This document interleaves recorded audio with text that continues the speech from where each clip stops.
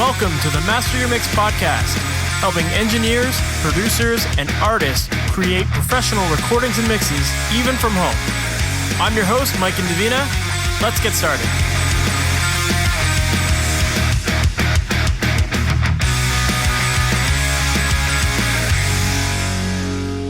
Hey, welcome to the Master Your Mix podcast. My name is Mike and Davina, and thank you for hanging out with me today.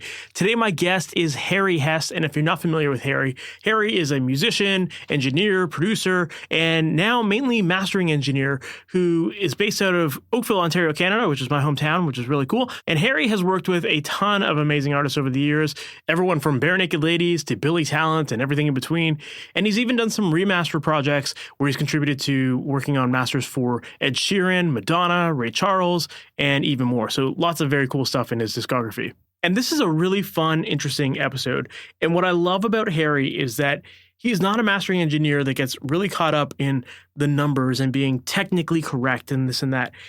As you'll hear in this interview, Harry's not afraid to push the limits of audio. And if he clips, who cares? You know, that's part of the sound. And so I think it's really, really interesting because more and more I start to hear engineers that are like super technical and that follow all the AES specs and whatnot. And, you know, there's always talk about Spotify levels and hitting certain volumes and this and that. But Harry just throws a lot of that stuff out of the window here today, which is really cool and really refreshing. And I think that it really does show you the state of the mastering industry right now, where things are the Wild West, and where despite the fact that there are so many quote unquote standards that are supposed to be met, most mastering engineers aren't actually following those, and they're kind of going by their own rules because the artists have an expectation of what they want to hear. And the artists don't care about technical specs and that kind of stuff. They just want to hear masters that are exciting. And I think Harry does a great job of explaining kind of the behind the scenes struggles that a mastering engineer faces today, and as far as where you can't stretch the rules here. So I think this is a really fascinating conversation. We get into a ton of great stuff about getting loud masters, defining what a finished song should sound like, and how to ultimately get there. Like I said, I think you're going to really enjoy this episode. So with that said, let's just jump right into it. Harry Hess, thank you so much for being on the Master Your Mix podcast. How's it going? Very good. Thank you. Thanks for Awesome. having me on. No problem. For people who might not be familiar with you and your background and this industry and all the cool stuff that you're working on these days, can you give us that story? Yeah, you know, I originally started off as a musician, singer in a band, songwriter, and we were talking earlier before we started here, and I actually ended up at Fanshawe when I was like 18, 19 years old, coming out of high school, because I thought, you know, hey, sounds good. I want to be a recording engineer and produce records and all that kind of stuff. So I was at Fanshawe for a year in London, Ontario. And then while I was there, I was writing songs and ended up putting a band together and ended up getting a record deal. And so still, I kind of do that to this point. And just to give you some clarification, I was like 18, 19 when I started doing that. And I'll be 56 this year. So no joke, I've been at this for 40 years, you know? That's awesome. Exactly. And, my time at Fanshawe was really cool, but really I was kind of more focused on songwriting again, and then ended up getting that record deal. We're signed to Warner Music Canada for around 11 years and continued down that road as well as a songwriter, musician, but at the same time, always working on other people's records in any capacity, whether I was just engineering or producing in engineering. And then that kind of led to mixing, which I did pretty solid for about 10 to 15 years, you know, in my, you know, mid 30s to mid 40s. And then I got intrigued with mastering, which it always kind of blew me away. Even when we were signed to Warner, I'd always attend all the mastering. So even in the early 90s, I would insist on going. So, you know, I'd fly to LA, New York, because that's where all the big mastering guys were at that time, and just loved the process. And it was such a mystery. And then later on, you know, like I'm making records for a living, and I've been doing it for like 20, 25 years at that point. And I have no idea like how records are being finished, you know? So that really bothered me, that there was an element of record making that I had no idea about. So I started doing the deep dive into mastering, but you got to remember, this is like, you know, pre-internet even. So unless you could get a mastering guy to explain what he was doing and walk you through the process, which none of them would, by the way. You couldn't just hop on YouTube and get a tutorial or figure out what was going on. So to say that you were in the dark would be, would not be a stretch of the imagination. It was like, I have no idea what to do. So I just kind of dove in, and a lot of trial and error. And, because I was still making records as a producer and mixer, I would tag along. And like I said, because I'm in the room and I'm the client, they can't really tell me to shut up too much or tell me to go away. So I use those opportunities to get every bit of info I could out of them when I was in the room with them for the day.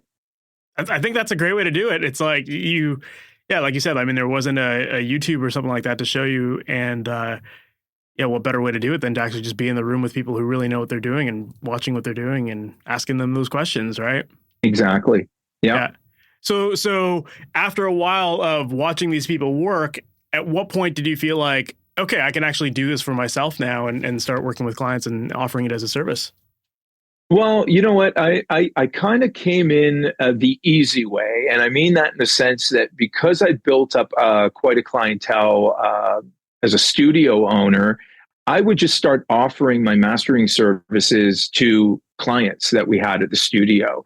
And in the beginning, when I still felt I didn't know what I was doing, or I couldn't guarantee the results or get behind them, I just offered to do it for free.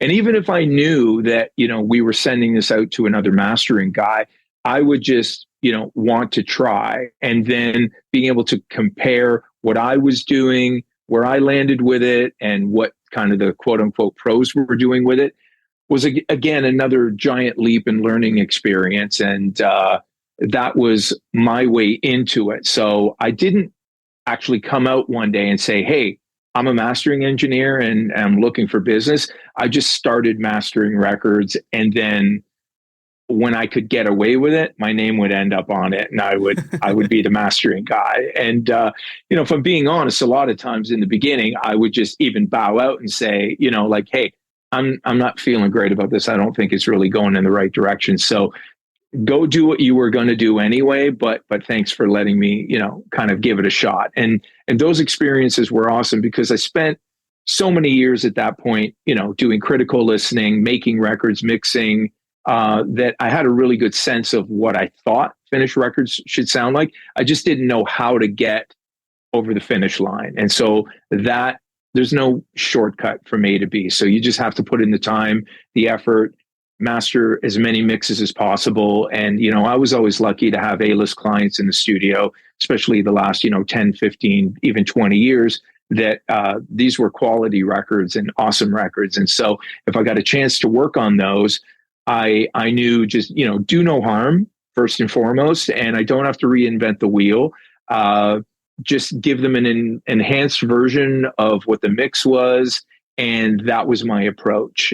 And to add to that, it always stuck in my mind that whenever I worked with the pro mastering engineers back in the day, when I was in my 20s, whether I was going to New York, LA, or Nashville, when I was asking questions, they would always comment and say, I do a lot of stuff from Toronto, and usually I'm redoing it. And I'm saying, oh, that's interesting. And why is that? They say, you know what?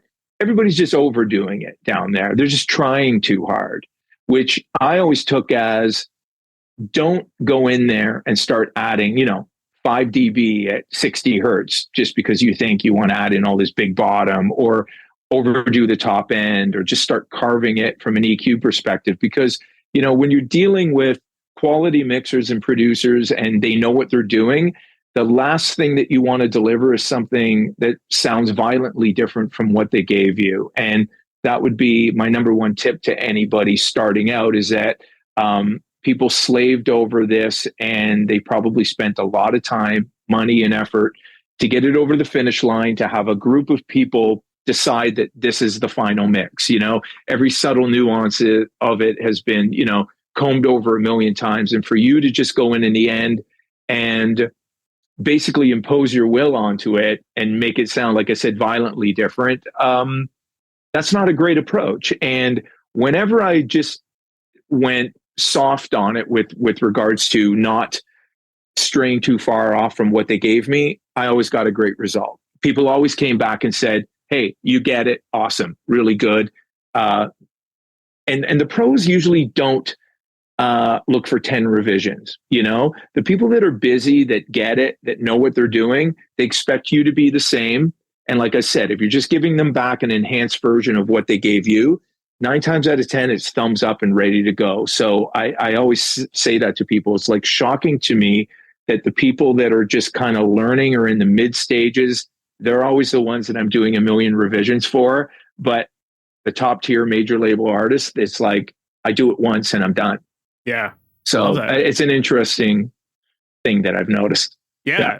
I mean, there's so much to unpack from what you just said there that I think are some really interesting topics to go deeper with. And one of them that I really like is that idea that like how you got started with the mastering side of things. Because I think there's a lot of people listening to this that, there's some people that are beginners and some people that have been mixing for a while and maybe don't understand the mastering side or whatever.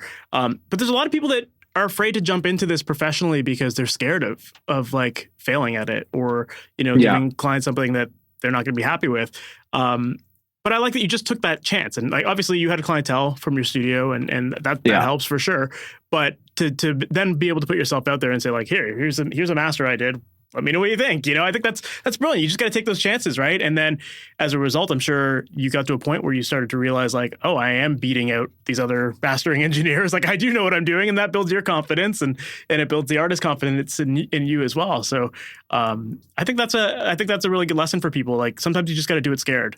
Yeah, absolutely. There's no great time to start with regards to experience, resources, gear, and all that stuff. You just have to start, because every time you master something and you can listen to it critically and be your own worst enemy, I think it's important that you not love everything that you do. Again, another telltale sign of people that I've worked with that have achieved whatever accolades that you might consider to be, professional. They all have that gene of like, it's never good enough, and I only part with it when I have to, not because I think it's great and I'm done. And, even talking to other mastering engineers, a lot of us have the imposter syndrome, is like, because, sometimes I feel like I'm not doing anything. And, when I get a great mix and I'm not doing anything, it is a bit of a weird feeling. And then other times you feel like you're doing a ton, and that also worries you because it's going to be so different from what they gave you. So all of those things swirling through your head at the same time kind of take you to a place where you're like, I need to know who I'm dealing with. When I'm specifically dealing with mixers that I've been dealing with for 10, 15 years, we have a workflow, we have expectations, they know what I'm going to do. And those relationships, I think, are key. So my advice to anybody starting is that you want to offer your services to as many producers and mixers that you know and that you can find that are willing to engage with you. And if you're not relying on it for income, let's say, which I don't think you can in the beginning, because it puts you in a position where you have to charge for something that maybe you're not ready to charge for, or you're not really at a level where you can compete with people that are charging. To put it in perspective, there's Grammy award winning mastering engineers that charge $150 US a song, And so when I started charging $75 a song because I kept that in mind. Then I bumped it up to $100. And, I mastered a record 2 years ago that won a Grammy. And so I can put myself in that category of Grammy award-winning mastering engineer. And I didn't raise my rates just because I thought, I think we're at the limit. With $100 a song, it's just prohibitive to a lot of artists to spend more than $1,000 to have their record mastered, which, they're few and far between bands that still have budgets that allow for, all the different iterations of a record, like for you to get in there and do, your vinyl masters, your streaming masters, your CD masters. And I kind of do them all those formats included in that price. And, I'm personally just in a position that I've done enough things, and I'm at a certain age and arc in my career where I can approach it that way. So I'm almost like a guy starting off in the beginning that isn't doing this for the money, which is, a good place to be at. Now I'm actually doing it because I want to do it and I love doing it.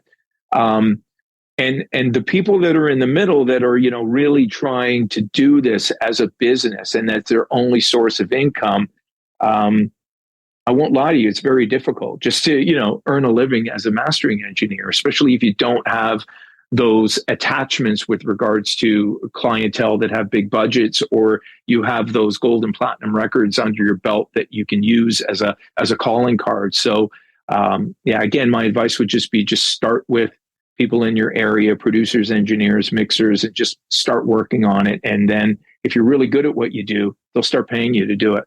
Of course.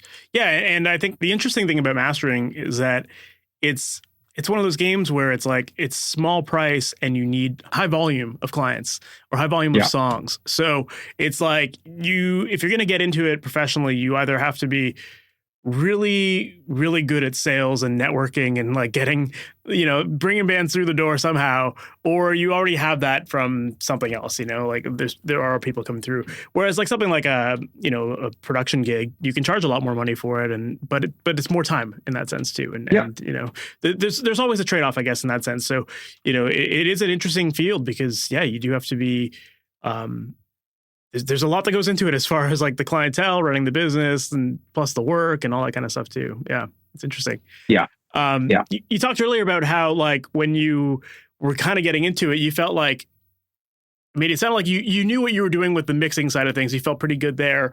Obviously, you were running a successful studio mixing for a lot of clients. But you mentioned that you weren't sure how records were being finished. And then we kind of just talked about this idea of like knowing how far to go and how sometimes you barely do anything and sometimes you have to do a lot. So I'm curious to know for you, like, was there one thing that you can say was like the thing that kind of made it all click? Like, this is how records are finished. Because I'm assuming you probably, as a mixing engineer, were probably feeling like my mixes are good, but there was something you were expecting a mastering engineer to do with your tracks, So like, can you define what that was that finished sound?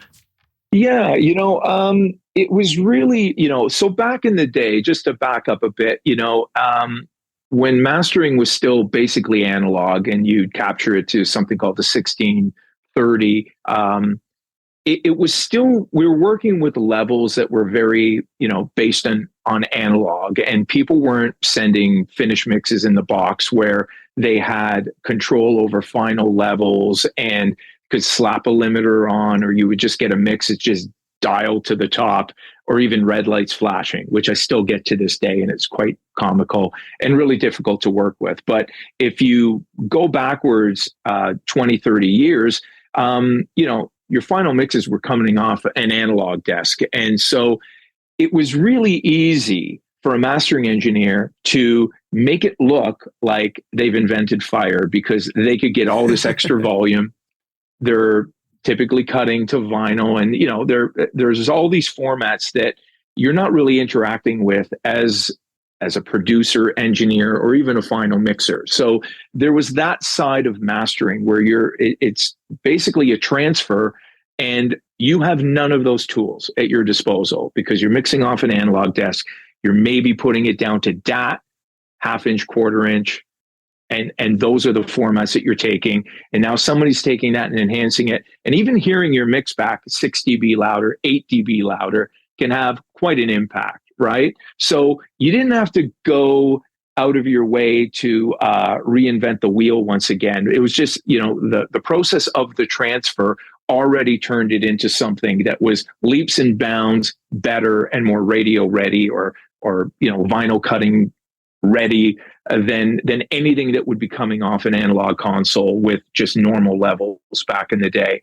And so once we transitioned into more of a, mixing in the box or capturing mixes digitally, that's when things got really weird and confusing because, you could deliver mixes that were basically as loud as the master should be. And so, mix engineers started to enhance their mixes that they were sending to the client. And then they would send you, the off the console mix. And then you're supposed to compete with what the mixer guy sent to the client. And a lot of times you didn't even hear it because they're sending it to the client, not to the mastering.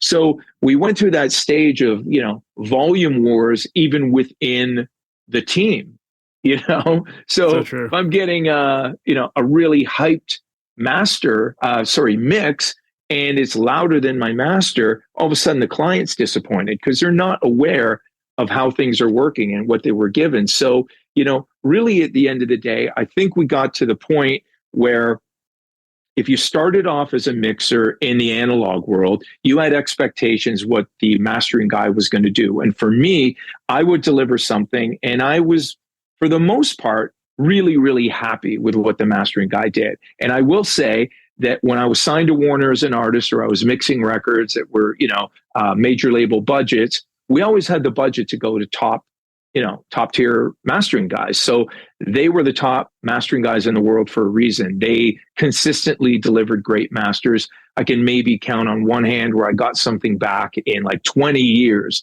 from a guy that I thought was an A-lister, where I went, that's a little bit odd. Maybe I'll have a conversation with him, and fixed it right away. No questions asked, which is also an interesting thing. Didn't argue with me. Just went, yeah, I'll go fix that. And got it back, and it was awesome. So for me, when I knew a record was finished and sounded mastered, it was never disappointing to send it to an A-list guy in New York, LA, or Nashville. And it just felt really glued together. The EQ was nice, big, and warm. Didn't sound overly hyped, but it was loud.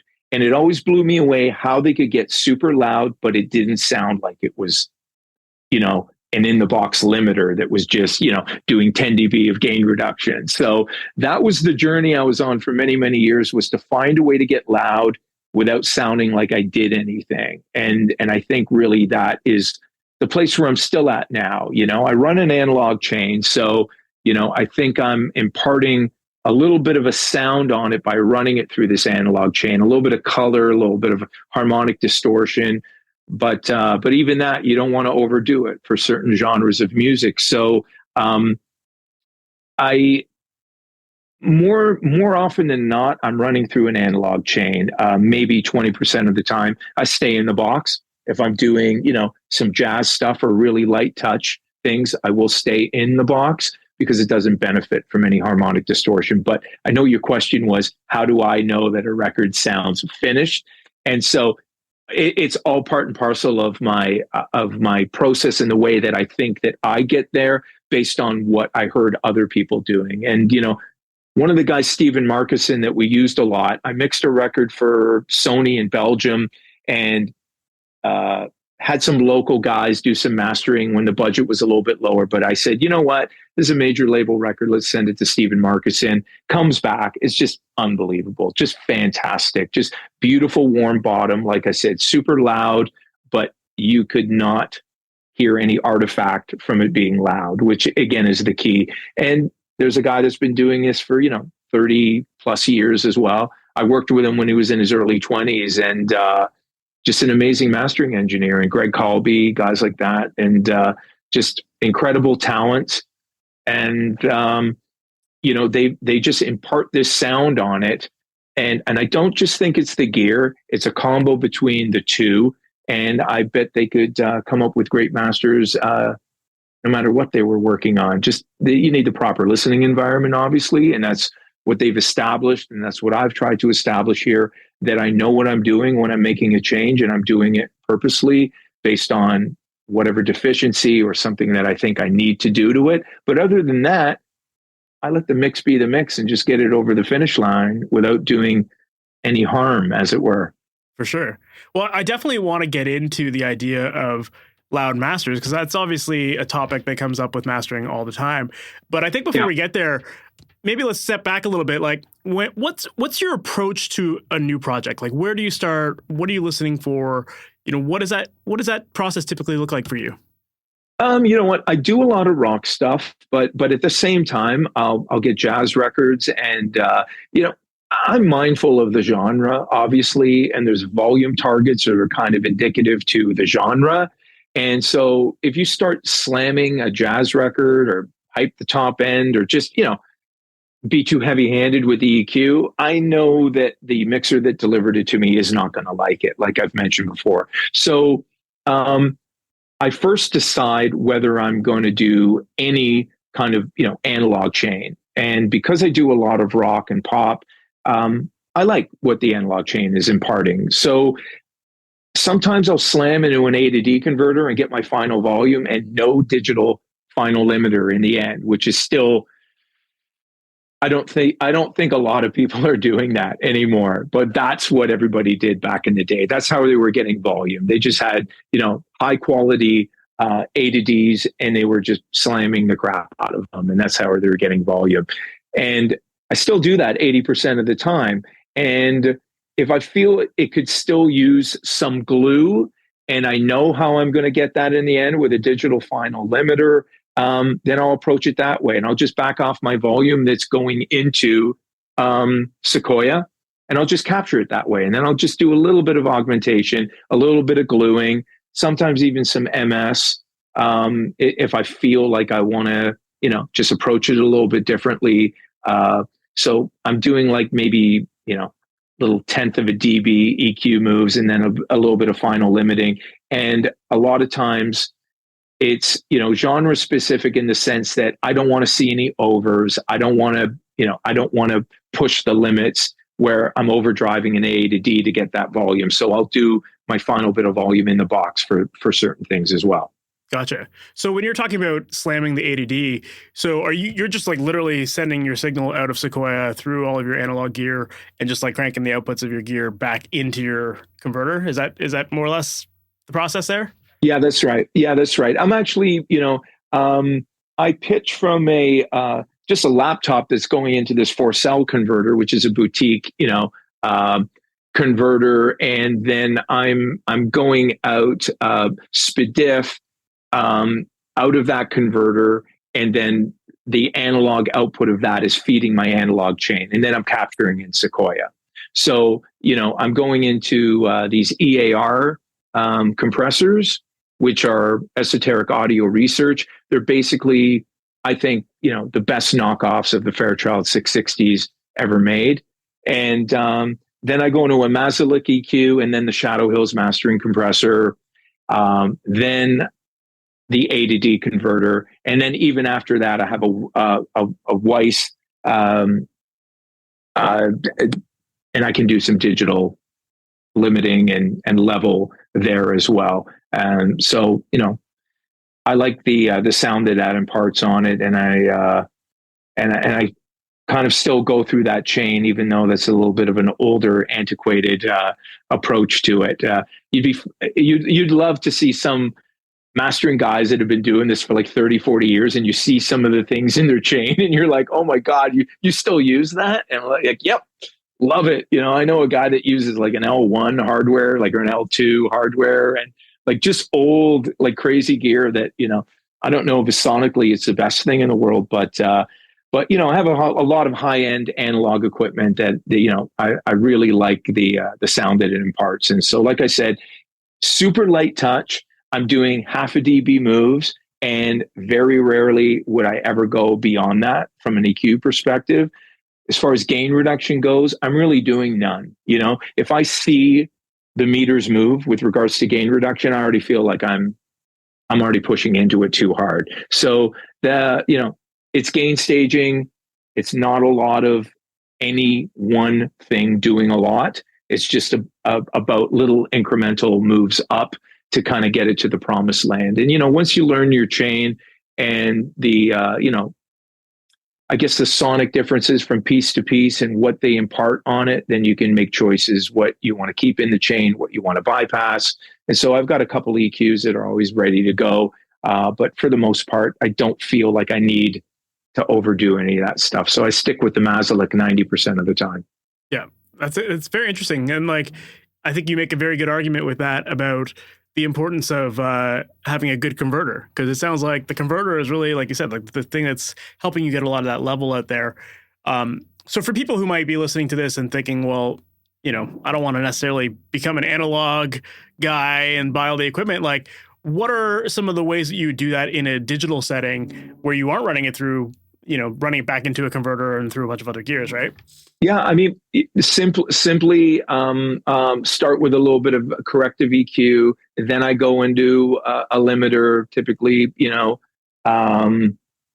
I do a little bit of light limiting, and then another final limiter, which is more like a brick wall.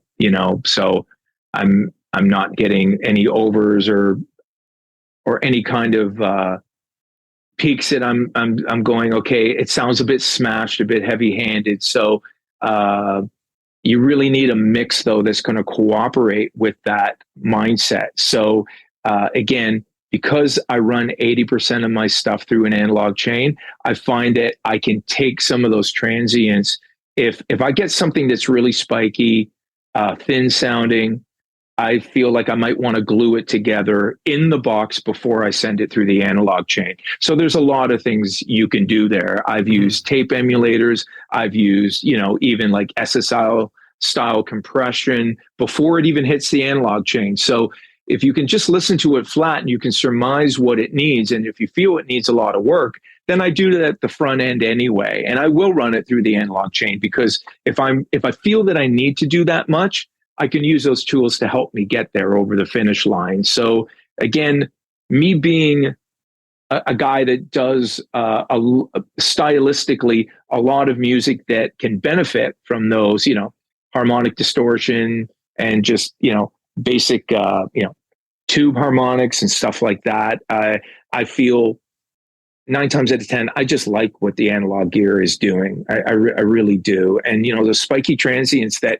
you're trying to deal with in the box, it's like now you're using, kind of emulation or simulation of the things I have sitting in the rack to deal with it. You know what I mean? Just to kind of slow down the transients and fatten up the track. So, again, everybody's got to figure that out, what they do. But I'll be honest, like, I'm not a gear snob in the sense that, I think there's some amazing plugins out there, and I love them and I love using them. It's just, you really have to have a good sense of, not wanting to put it on just because you feel in the moment that it's helping. Because a lot of these plugins, if you notice, if you push bypass just when it's on without doing anything, you think it sounds better because they've hyped that thing up. Not a lot of, people are making any product where they're not enhancing it to the sense that, just the average listener goes, oh, wow, that's better, So there's something going on all the time. Just bypass it and you'll see, it's not that transparent. It's not that linear. There's hype in all these things. And so once you start building on all this hype and you start augmenting it too much, now I go back to the thing I said at the beginning. Now you're changing it so much that I bet the guy that mixed it is going to say, wait a minute, what happened? What have you done? The characteristics of the mix start to change. Now it makes it sound like the balances are different. You can't just go ahead and add in a ton of top end or start carving things or add a ton of bottom, take away a ton of bottom, because the balances of the mix inherently now are going to appear different.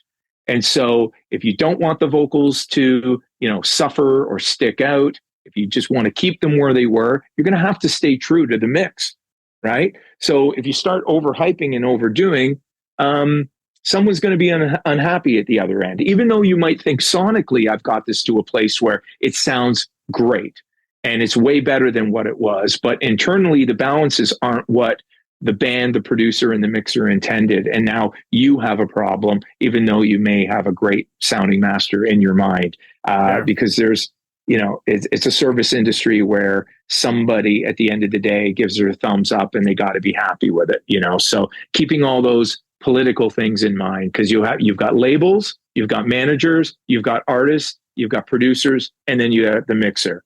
And, the band ultimately has to sign off on it. But a lot of times when you're dealing with pro bands, quote unquote, they're on the road and they basically leave it up to the producer, or even sometimes the manager is signed off on masters. And I'm like, oh, okay, really awesome. And label guys, yeah, we got to go. We have a deadline. We're going with it. And like, okay, no one in the band is heard today. Cool. Okay. Good luck.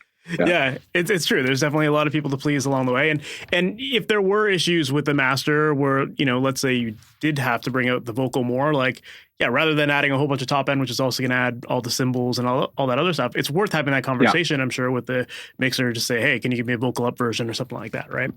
Absolutely, absolutely, and I kind of on the fly make my own decisions with regards to what I'm going to give them back. So unless there's something really where I think we need to go after this, like we need a vocal up or whatever, I do get, mixers that deliver, vocal up, all vocals up. I get instrumentals. Just today I got a bass up 1 dB. And I'm like, okay, well, there's a reason, right, that he sent that. Because obviously when you sent mix one, somebody comment on, I think the bass is a little light. So the mixer doing his job said, let me give you one with the bass up. So I know not to go in and start taking out bottom end, because they've already signaled to me that they're looking for some size and some bottom. So be very aware of that. And like I said, I get to know the mixers and I get to know the producers, and over years and years and years of getting stuff over the finish line with them, I just have a mental note of what they like, and it's different for everybody. The thing that blew me away the most, and I think it's worth mentioning, is that when I was mixing, I had a very strong sense of what was right, where I thought this is bright or this is not, this is dull, this has too much bottom. When I started mastering and I started getting mixes from basically anybody from all over the world, it really showed me that there's such a huge window of acceptable mixing practices with regards to top end, bottom end, and everything else, or even balances, where I'll do something in the morning and I'll go, okay, I think I've nailed this, send it back. And they go, oh, dude, it's really dull. Can you brighten it up? And I'll go, okay. So I brighten it up. They're happy. Next master. Oh, hey, this is really dull. It's brighter than the last thing that I just sent out. And so the point here is that you really need to learn to communicate with whoever, is the, not the boss, but, has final say on what goes out to the world, and the finish, gets it over the finish line. And I tell everybody, I go download the top 10 songs on Billboard right now, and actually do it cross genre, like get a dance track, get a pop track, get a, country track. They sound violently different from each other. There's all kinds of different volume targets. There's all kinds of different versions of top end, bottom end. There's thin masters that have number one hits. There's big bottom endy dull masters that have number one hits, So that's not the defining factor on your success, whether I do this too bright or too dull or whatever, but there is a window of acceptability that we've all kind of agreed on, for lack of a better word, like it was just like, this just sounds right because this is, the mix that I was delivered, this just makes sense to me. And that's where there's no shortcut to get to that point where you can listen to something and decide that this sounds right. Mm-hmm. And it's a mix by mix thing sometimes. And typically there's a lot of consistency from mixers that are really good on an album.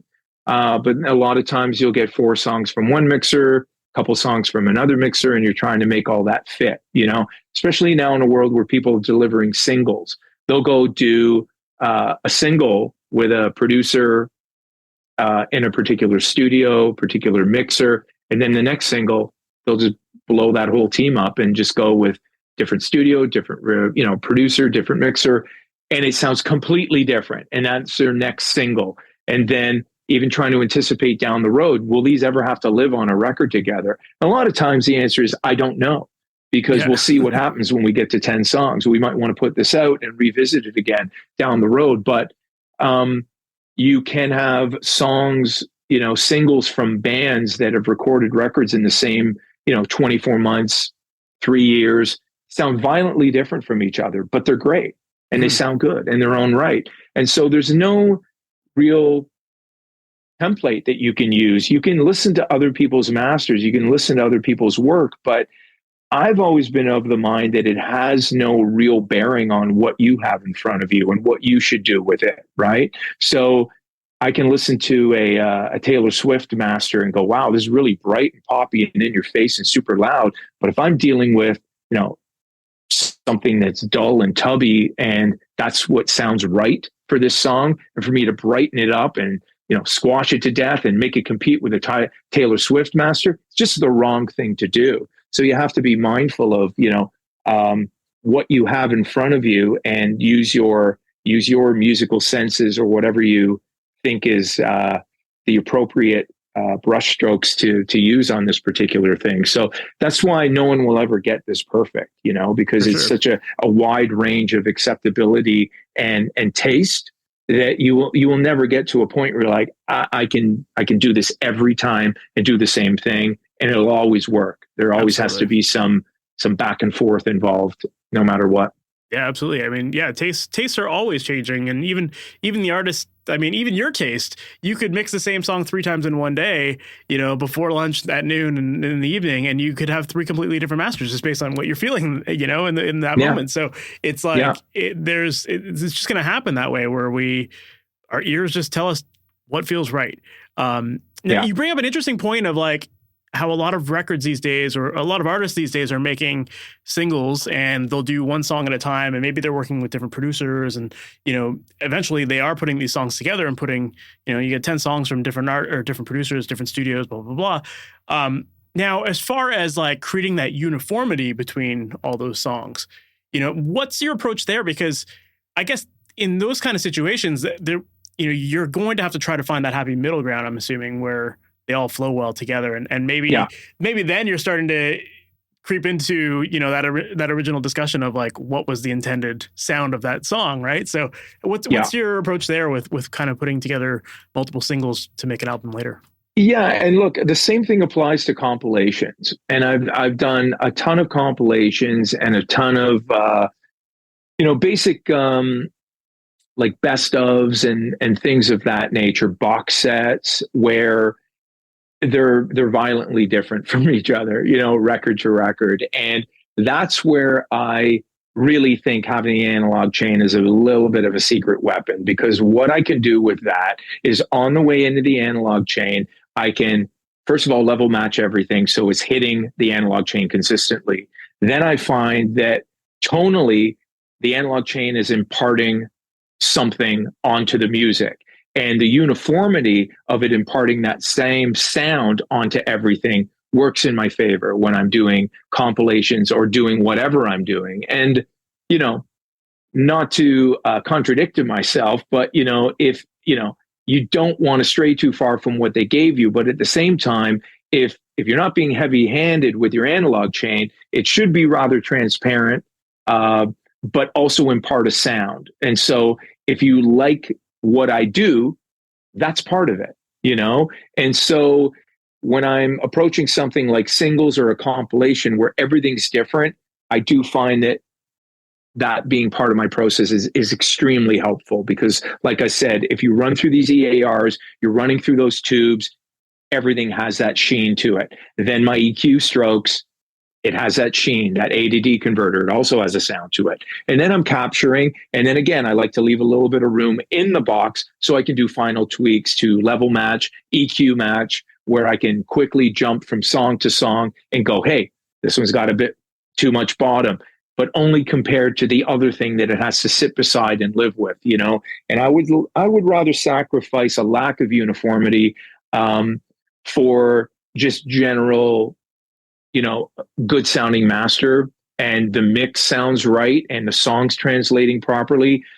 We did this with a band called Envy of None, where we had a very long discussion, which is Alex Lifeson from Rush. It's his project. And we talked about some songs having synthy bottom, right? Because there was a big synth, right? And that's big, fat, low extended bottom. Then the next song would have a live bass where the root harmonic is A.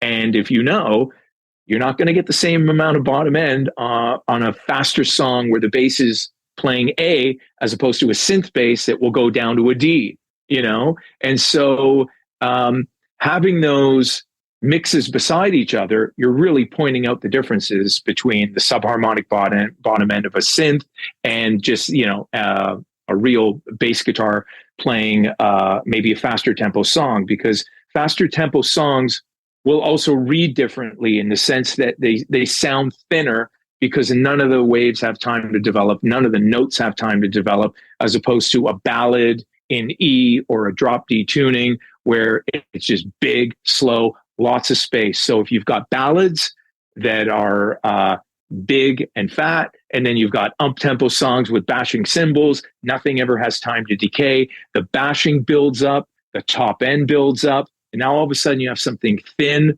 brittle, and you just want to be able to, well, you need to be aware of that, first of all, and then how to counteract it with whatever tools you might have. And so there's a lot of things that you need to consider when you're doing things like that. But those are the things that I'm doing. A lot of times, a lot of the heavy lifting happens in the box before it hits the chain. So if I'm dealing with those things, I'll deal with them ahead of time. But, in this case, the artist was like, screw it. Let every song be what it is. And we love the mixes. And if this one happens to be thinner than the one before it or after it, so be it. That's the way we intended these songs to be done. And so that's where you're getting your cues from the artist or the producer or somebody that has a vision. And I'm not going out of my way to add in a ton of bottom to a song that organically doesn't have it. Mm-hmm. Yeah, it makes a lot of sense. Well, another topic that I'm curious to get your opinion on that is pretty similar to what we're talking about here is that I know that you've done a lot of remaster projects as well. And so, that's an that's an interesting challenge in itself, because, most of the time, if something's getting remastered, it's often a record that people care about already. And, like they're trying to modernize it, whatever. So how does your approach change when it's a remaster project versus something that would be a completely new project for you? Yeah, I mean, it really depends on the time when it was originally mastered. And most of the time, obviously, I prefer to get, a new digitized version that either came off tape or what have you. But that's not always available. So major labels I'm going back even 20 years plus now, they went and digitized all their masters. So if you're dealing with Warner, like I've done Warner compilations where, there's Madonna, there's Yes, there's, do sounds of the 50s, sounds of the 60s, sounds of the 70s. And they're all very genre specific to, the recording style back then.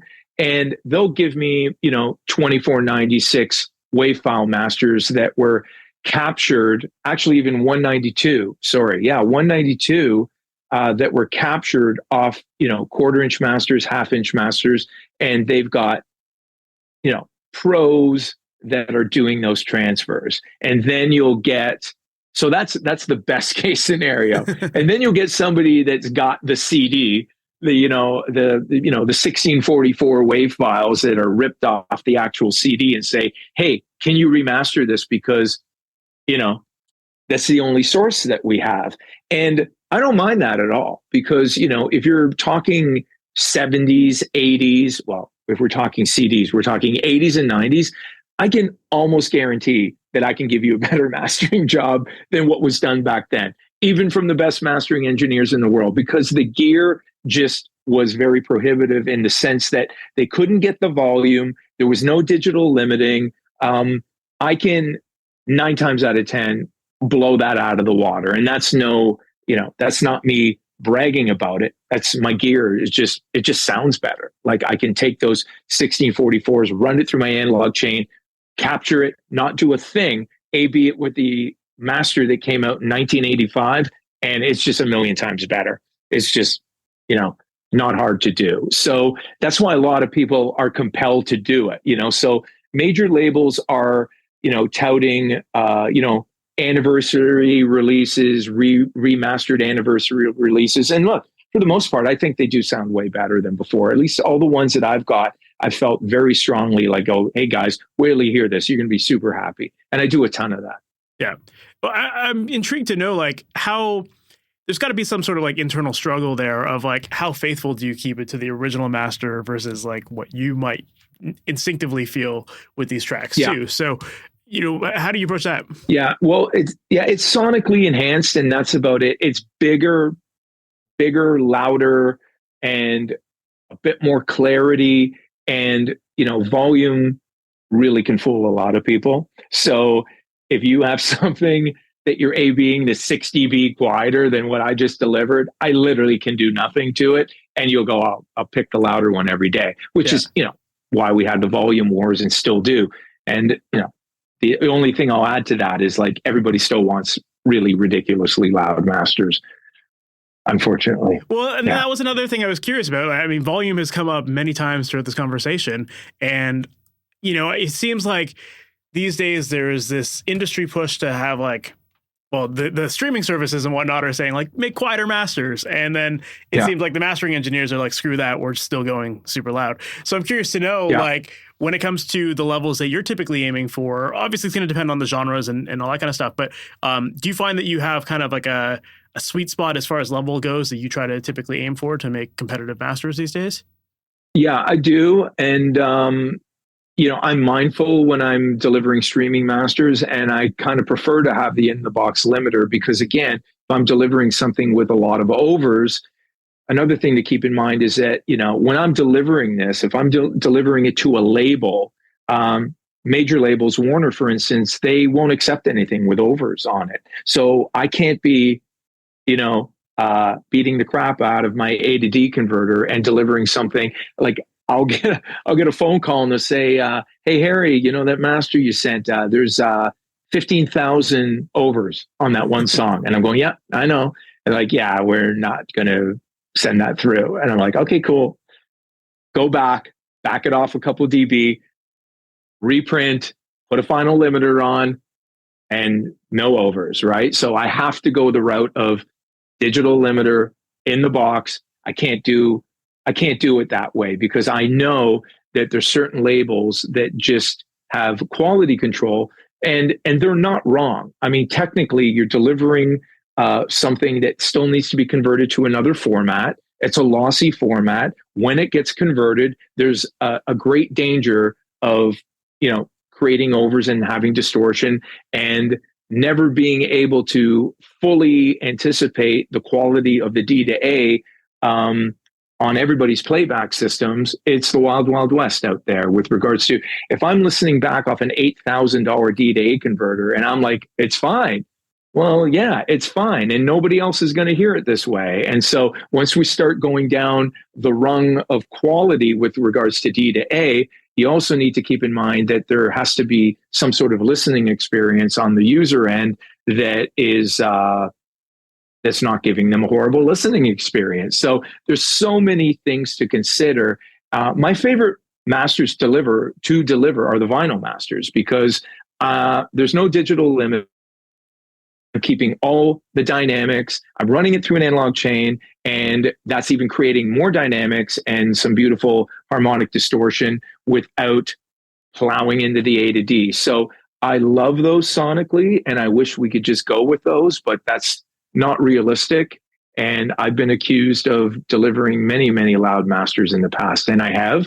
And some of them have been number one hits, and some of them have been absolutely terrible. So, it is a wild time because I just feel like there's so much conflicting information out there these days about levels and how loud things should be. And then you hear that things are going to get pulled down, and it's like finding that sweet spot and knowing that it is going to translate across various playback systems, but also on different streaming platforms and all that kind of stuff. It is pretty wild out there right now.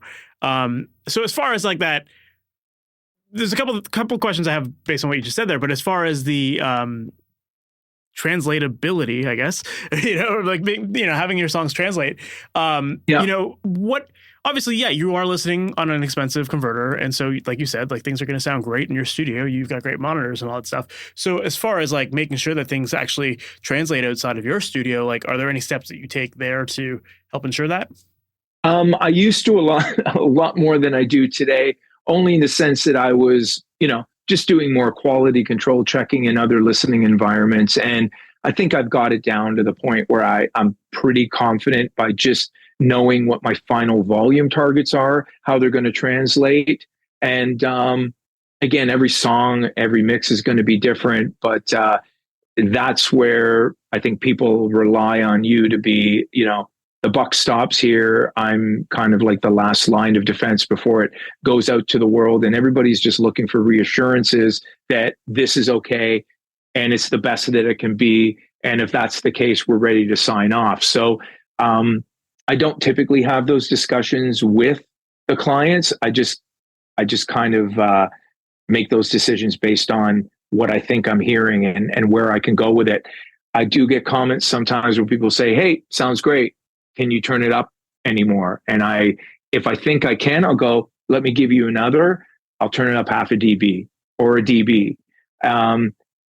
Or if I've already done that, I say, I can't. I already pushed it to where I was hearing some distortion. I backed it off a touch after that. So I know that if I go back there, you're going to get something that's not listenable, or you're going to create some problems with regards to playback scenarios, or even conversion scenarios where, you're going to Spotify or Apple.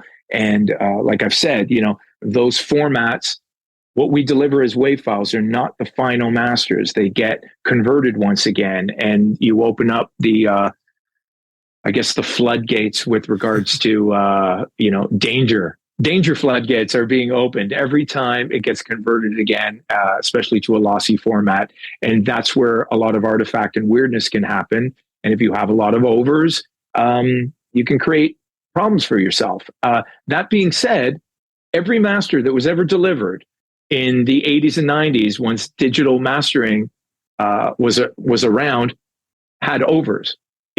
Grab a CD, stick it in, check it out in your DAW. Red lights flashing for 20 years. Nobody noticed and nobody cared. It actually sounded great. Doing a lot of rock, it sounds awesome. Yeah. I don't know if I want that on a jazz record or an acoustic record. So the mindset is, you really just have to know who you're delivering to and what their expectations are. I could deliver a really loud master to one person, and I can get fired. I can deliver something quieter to someone else, and they ask me to turn it up. So again, just know your client in that sense. Yeah, that makes sense. And I love that you bring up that idea of like not being afraid of overs, because there's so many people. It's like, that's one of the first lessons you learn is don't try to get the red light going. And so because of that, people like, it's like this golden rule that nobody wants to go near that. And but sometimes it is the right move. So, it does come down to trusting your ears. And the fact that you even mentioned like, sending masters to a label who, by most amateur engineers would think that a label is like the highest clientele you could possibly get. It says a lot about trusting your ears and knowing what's right for the song and believing in that. Yeah. And again, look, if you can't get it over the finish line doing what you think is sonically the best, then you have to compromise and you have to play ball, So I may do a master and think that it sounds best this way, but if it's just going to get rejected and I know that, well, then I'll have to approach it differently, because that's the time we live in right now, where, people have got their mandates with regards to how they like masters delivered and how they basically get them into the system and get them out to the world. And you can't ignore that protocol. They have their ways of doing things. And it's just funny when you deal with all the majors and they all do it differently. And some of them wouldn't notice if you delivered it this way, and some of them notice, but they don't care. Some of them do their own metadata. Some of them rely on you to do metadata. And again, it's a wild, wild west as far as that goes. So you just do what you're asked and do a good job, and hopefully you get hired again. Yeah. So I'm curious to get your opinion on true peak limiters then, because that seems to be like the big thing these days. All these limiters are coming out with true peak, so you never have those overs. What's your thoughts on that? Well, I mean, I think there's a sonic compromise to it. Whenever I slap on a final limiter in the box, as opposed to just going and slamming into the A to D converter, I always find a narrowing in the stereo field. I find it gives it a little bit of a hug. You know what I mean? It takes the edges off the dancey stuff on the outside, which, look, sometimes I'll admit I don't mind that, because if you've got something that's a little bit overly hyped and can get a little bit annoying when it hits a certain volume target, the thing to understand as well, as you move up and you hit certain volume targets, there's artifact to being loud. You can have the exact same mix or exact same mastering process. If I drive into it more and more and more, listen to the artifact that's coming, listen to the cymbals start to change, listen to the characteristics of the mix all of a sudden start to change. And that's the artifact of either driving into a limiter or being too heavy-handed with whatever you're doing. So for me, in the sense of in-the-box limiting, I find that it is actually limiting from a sonic perspective, but that's the way 90% of people are delivering their final masters, even the big guys, because for simplicity and ease, they're capturing at a certain level. That can also be their streaming master, their CD master, and their vinyl master. And they're just going to adjust the output of their final limiter or even their input to it based on what goal they're trying to achieve. And that now is the format that they're delivering. So if I'm going to deliver a high-res 2496 and that's my streaming master, I can very easily do that with a final limiter on. I know that I don't want any overs because that's just what I want to deliver in this particular case. If I'm doing a CD master, red lights are flashing, all good. And I might even want to run that again and just do it through an A to D converter. But again, if I'm being honest, it's project by project, where I feel that the people at the other end want that, and they, for lack of a better word, appreciate the effort and the sonic difference between the two. So Sure. My friends that I think are really great at this, that have great discerning ears and have been critically listening to music forever, they can tell if I've done it with an in-the-box limiter or not. Because, the top end of the snare is different. The aggressiveness of the vocal is different. It even sits in a different spot. Because again, if you're taming those transients and you know what the snare sounded like before you did that, you can't unhear it. If you never heard it, you wouldn't think anything. You just think, this is what the snare sounds like. This is what the top end of the cymbals are doing. This is the top end of the guitars that are panned hard left and hard right. But if you ever heard it without it, you would go, oh, wow, there's all this little dancing around with the guitars, stereo guitars, cymbals that are just doing different things where you hear them. We hear the clarity and the stereo-ness of it. It just feels a little bit wider and a little bit more unencumbered, as opposed to, having a lot of limiting going on. So if you're wise, you will do multi limiters, in the sense that I don't mean multi-band. I mean, you have multiple limiters doing little bits as opposed to one doing a lot. Never a fan of one limiter doing a lot, unless your mix is completely unglued, because it will glue it together doing a lot of gain reduction. So, but I'll do that before, in the beginning stages, when I'm pitching it, through the analog chain. If I feel I need to glue this and it's really just all over the map, nothing's matching and doesn't sound like a finished record, then I'll approach it that way. But, typically mixers, especially in the box, they love their limiters. They love their 2-mix chain with compression, limiting, and everything's dialed in, everything's sitting where it's supposed to go.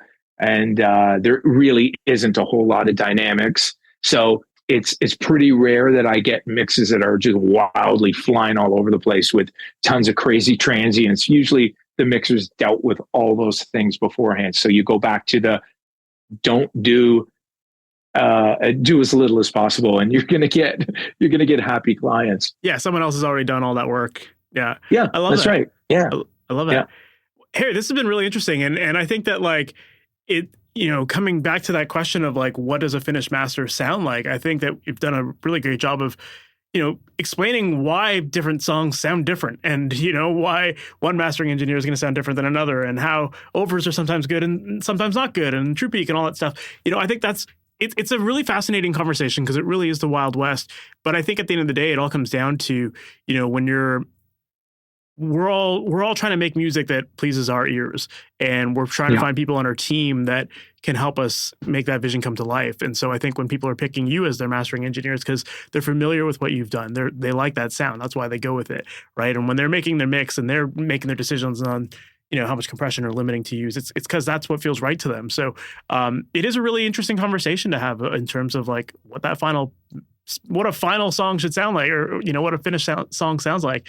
But I think you've given us some really great insight into, you know, what can be done in the mastering stage and what can and shouldn't be done sometimes. And, you know, I think it's a really interesting topic, and I'm really grateful for all this information you've given us here today. I think it's great. Yeah, absolutely. And, you know, the other thing that I like to offer to, you know, people that send me mixes to master, I'll just do a quick run through and give it back to them. And a lot of times they'll come back and go, oh, that's what's happening when we hit that volume target, you know, because if I have to do a lot of, if I'm adding a lot of volume, again, there's an artifact that happens with doing that. Somehow I got volume, and it's not as simple as just turning up a fader, you know.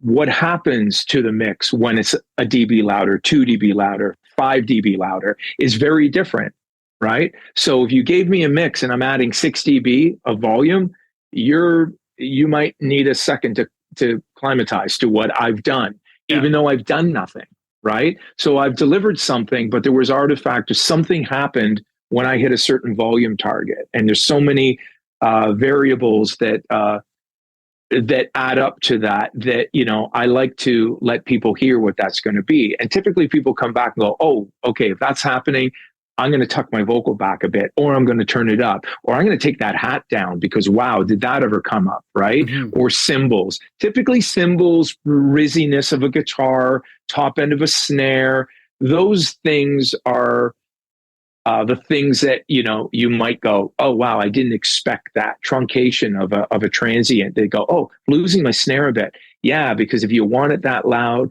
the snare was the loudest thing in the mix, and that got hit first, or the bottom end of the kick drum. And now we're hearing, you know, a bit of limiting or crunchy limiting, or the bottom is being sucked in a bit. You're getting some pumping and breathing going on because I had to do a little bit too much. And when I'm doing too much, you're going to hear something different. Again, I know I keep hitting that home, but I can't emphasize enough that the pros say to me and go, I like working with you because you don't F up my mixes. And I go, oh, okay. So take note of that, because a lot of people just love to slap on plug as they go, and then I did this, and then I did that, and then I put on the tape simulator, and now listen to all that bottom. And you go like, okay, yeah, they're not going to love that, you know? Yeah. So. Well, it sounds like, yeah, your analog chain, every piece of it is just adding maybe a little bit more gain here or there or whatever. And it's all coming together. And it you know, it's like, I remember like the first time I really realized how a limiter can impact your sound. Like I remember playing with like the Waves L2 and putting it on a snare drum. And it's like, that's, to me, that's like the most obvious thing. Like if you start to hit it pretty hard, your snare just disappears. It's like, what happened there? Like all that initial attack was missing. So it's like, yeah, every piece of gear has its own unique character that it adds. And then when it all comes together as this like, you know, serial chain, it all just impacts the next thing. And it just, you know, makes it a little bit sweeter down the road.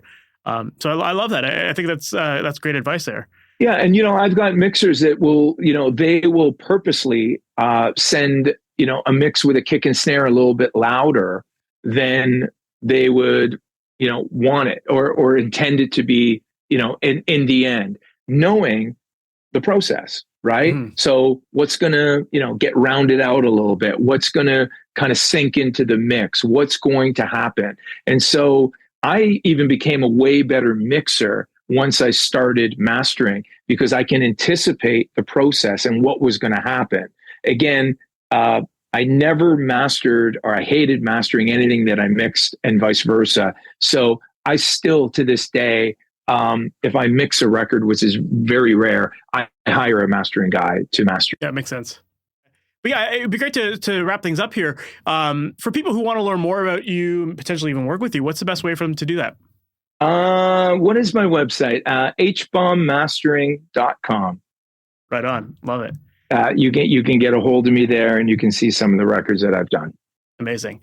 Harry, this has been great. I really enjoyed this conversation. I think it's fun. And I think that, again, you've told us a lot of great advice here and shared some things that maybe seem like counterintuitive to what people have been taught at like traditional schools, things like clipping and all that stuff. But I think it is a big part of the sound. And I think it is one of the reasons why masters like yours sound great, and why someone who's, just getting started and afraid of red lights and all that kind of stuff, why their masters don't sound as good. It's like, you have to just be willing to sometimes take some chances and trust do whatever it takes to get the sounding finished. Yeah. And sounding the best it can. Yeah, it's true. And, I think a lot of people that hop online that like to be, I don't know, they're very studious in the sense that they've read all the articles and they know all the math behind, how a limiter works and, like everything technical, and they like guidelines and they like boundaries. But,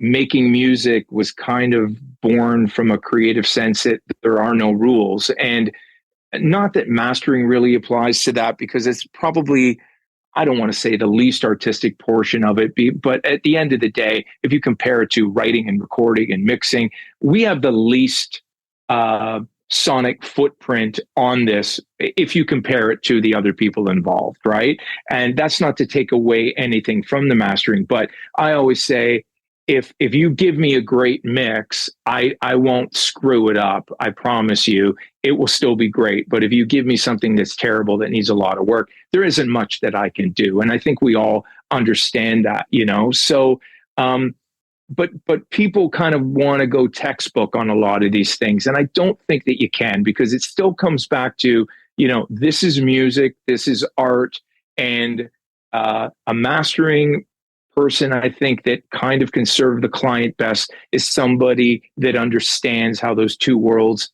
jive together, right? So if you want something from me and it goes against my instincts, I'm happy to do it, because I understand where you're coming from an artistic perspective, and sometimes things go horribly wrong when you do that, because you're listening to somebody that might not know technically what they're talking about, but they have an artistic vision of where they want to go with it. And you get that label slapped on you as the mastering guy that thought that sounded good. But at the end of the day, remember the Metallica record where they were always catching heat over that? So I promise you, that was not his idea. You know what I mean? Whether that was Brian Gardner or Ted Jensen or whoever did that, I don't remember. I think it was Ted. But no mastering guy sets the table for, guys, this is what we're doing to your record. No. It just doesn't work that way. Yeah. They're probably like, I want something that's blowing up. I want something that's just ripping your face off.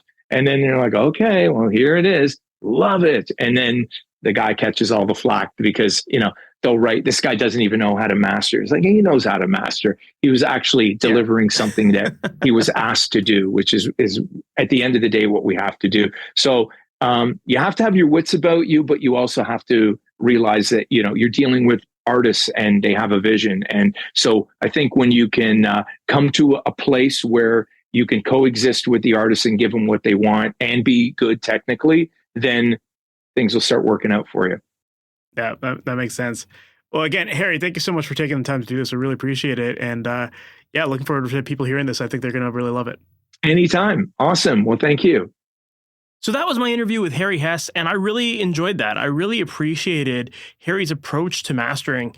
And like I said at the beginning, the world of mastering is so fascinating these days. Like, there are so many differing opinions of how to do things. And really, at the end of the day, it all just comes down to making things sound good. And how you get there doesn't matter. Because at the end of the day, as long as the artist is happy, that's really all that matters. And so, I thought it was really fascinating to learn more about Harry's process and how he doesn't really get bogged down by, quote unquote, rules of audio. So I thought this was really fascinating. And there's definitely some stuff that mirrors what other mastering engineers have talked about on different episodes of this podcast. And then there's stuff that's the complete opposite. But that's the thing that I really love about audio production in general. And part of the reason why I do this podcast is that so many people have so many different styles and different opinions. And you can definitely learn different things from lots of different people and different approaches. And, you can take what appeals to you and run with that. So I thought this was a really great episode. I hope you enjoyed it too. If you did, please make sure to subscribe to the podcast. That way you're notified about all new episodes as they go live each and every Wednesday morning. And also, if you haven't done it yet, make sure to get your copy of my brand new book. It's called The Recording Mindset, and it is a step-by-step guide to creating pro recordings from your home studio.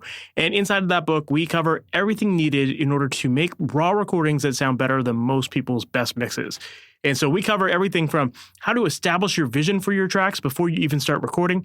And then based on that, how to actually execute on it, how to plan for it so that you can choose the right gear, use the right mic positions, get the proper levels, get the proper takes, make sure your instruments sound great, that you have stereo width in your tracks and they all feel really big.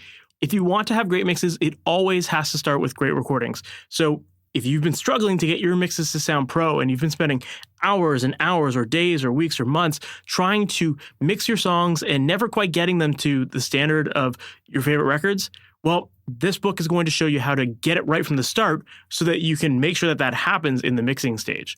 So once again, the book is called The Recording Mindset, and you can get your copy by visiting therecordingmindset.com.